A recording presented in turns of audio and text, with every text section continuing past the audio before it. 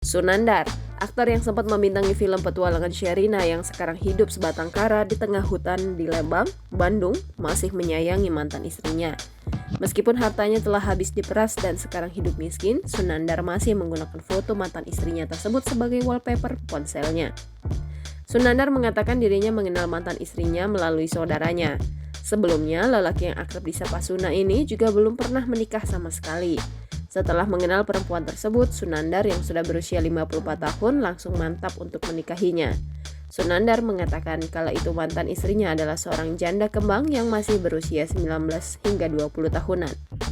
Waktu menikah di usia 54 tahun, usia 19 tahun lah. Janda kembang, ujar Sunandar mengutip dari YouTube Hardy Adventure.